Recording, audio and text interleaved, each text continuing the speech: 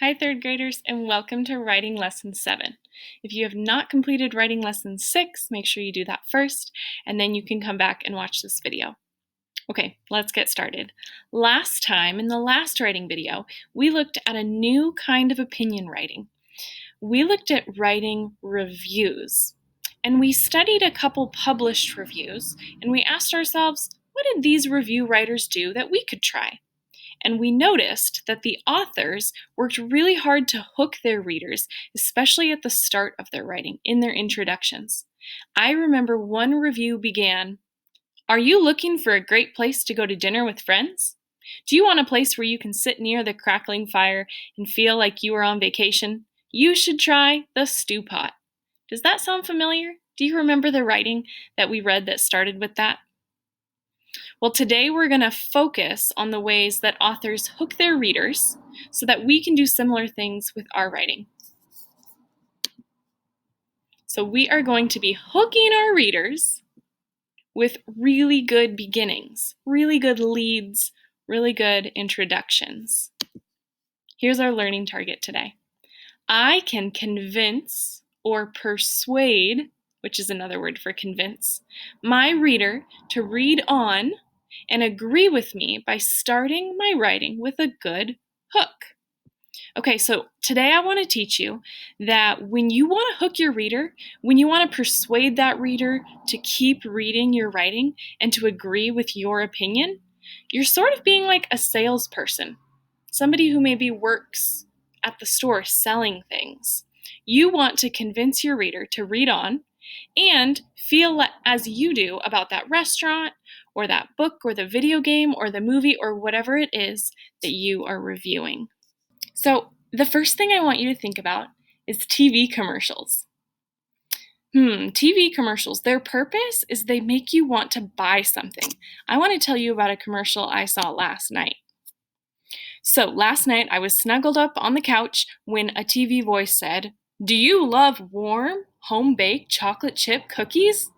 I felt like that voice was talking right at me. Yes, I thought, I totally love warm, home-baked chocolate chip cookies. You guys know that. But then a picture of a giant chocolate chip cookie came on the screen with the voice saying, "We start with the freshest ingredients to make the dough. Then we add mounds of chocolate chips. The result is a chocolatey goodness, and it's available at supermarkets near you." I thought after that commercial was done, I need a chocolate chip cookie. I must have a chocolate chip cookie. That sounds so good right now. So I checked the time to see if I could still get to the store before it was closed. I was convinced the commercial had hooked me. I needed that cookie.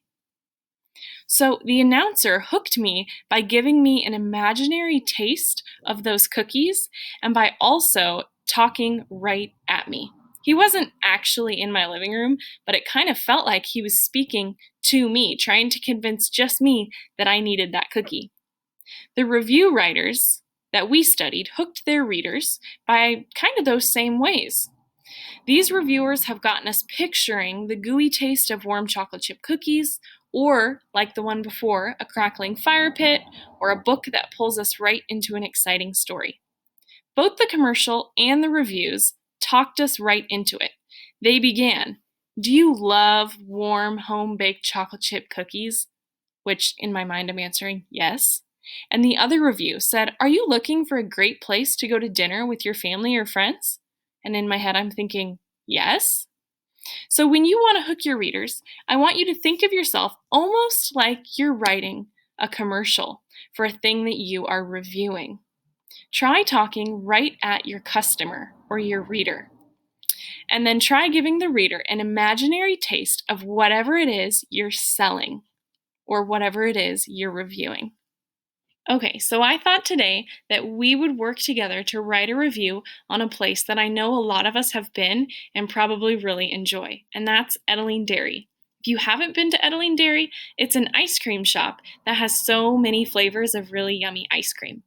Okay, so the first thing that we need to do is hook our readers. We really want to sell this and make them want to go there. Here's the first hook I have. Think in your head if you think that it is ready to go. It's done. It's perfect. You should go to Edeline Dairy. It's a good place. Do you think that's a good hook? Or do you think it needs some work? Yikes. Yeah, I think this hook needs a little bit of work. So let me think. Let's try talking directly to the reader first. How could we get his or her attention just like that commercial about the cookies got my attention? Well, let's imagine that there's readers standing right beside us and we're talking to them. And we are talking about Edeline Dairy. What could we say to those readers? How can we get them to feel like we're talking right to them in a friendly way? We got to think why we would go to Edeline Dairy. So how about this? Sometimes, do you feel like going out for a sweet treat after dinner with your friends or family? Edeline Dairy is the perfect place. So I think this will hook our readers by talking directly to them. Now we need to give them a taste of what Edeline Dairy is like. It doesn't have to be a taste literally, but kind of a hint or a preview of what it's like to go there. So let's think. What is there about ice cream shops that are special or that people like when they go there? Do you think they care about the tile floor? Probably not.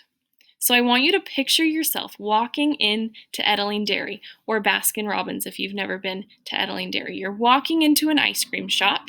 What's the part that draws you in or makes you excited to be there?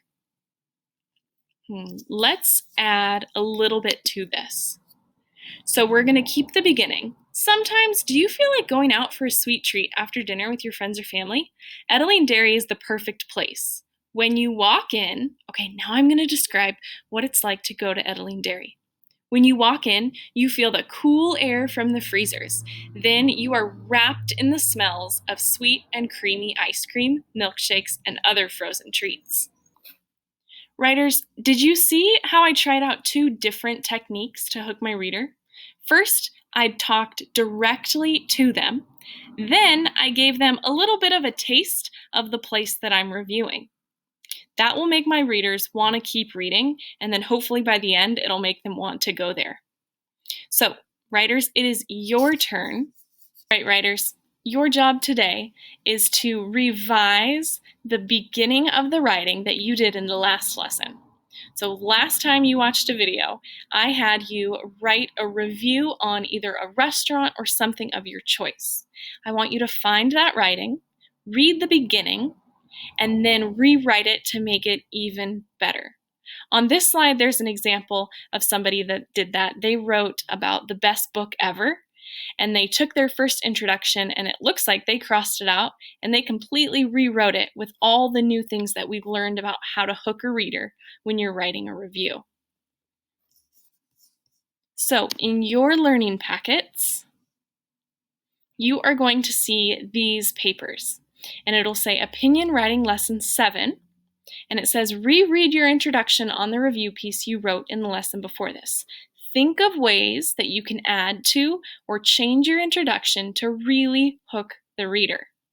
Your job, write that new lead for the review on the paper in your packet and use lots of those describing words, paint that picture, and be convincing.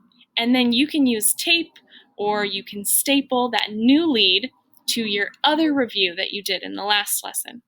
And then when we meet on Zoom in our writing small group, I want to hear your first lead that you wrote, and then I want to hear the one that you're writing today and see how much better your writing was able to get.